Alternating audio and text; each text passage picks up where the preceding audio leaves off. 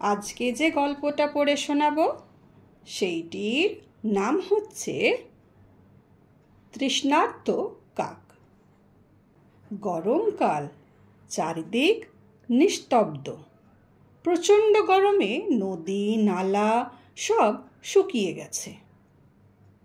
দুপুরবেলা গাছের ডালে একটা কাক বসে কা কা করে ডাকছে।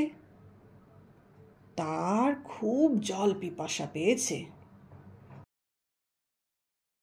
গলা পর্যন্ত শুকিয়ে গেছে, ঠোঁট জ্বলে যাচ্ছে। এক ফোঁটা জলের আশায় সে এদিক ওদিক উড়ে বেড়াচ্ছে। চারপাশে কোথাও জলের চিহ্ন মাত্র নেই। কাক তখন ভাবল কি করা যায়।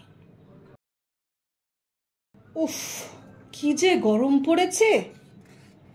এই গরমে এক ফোঁটা জলও নেই। কি করে বাঁচবো আমি? দেখি ওই দিকটায় উড়ে গিয়ে দেখি। কা কা কা।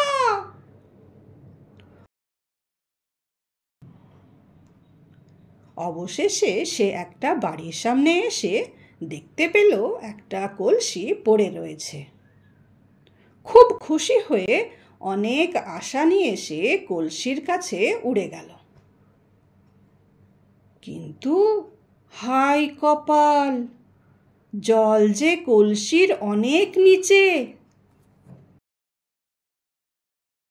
একেবারে ধরাছোঁয়ার বাইরে। তার ঠোঁট তো এই পর্যন্ত পৌঁছবে না। কাক তখন ভাবতে লাগলো কি করে ওই জল পান করা যায়। হঠাৎ তার মাথায় একটা বুদ্ধি এলো।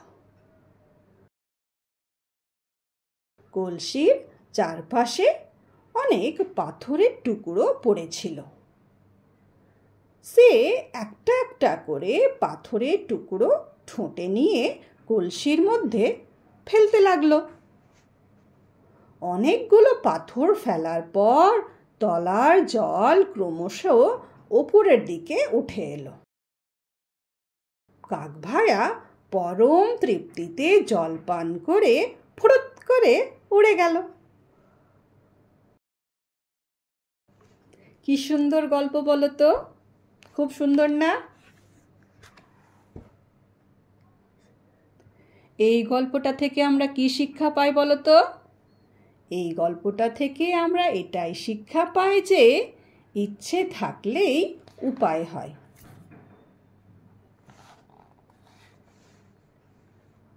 ইচ্ছে থাকলেই উপায় হয়।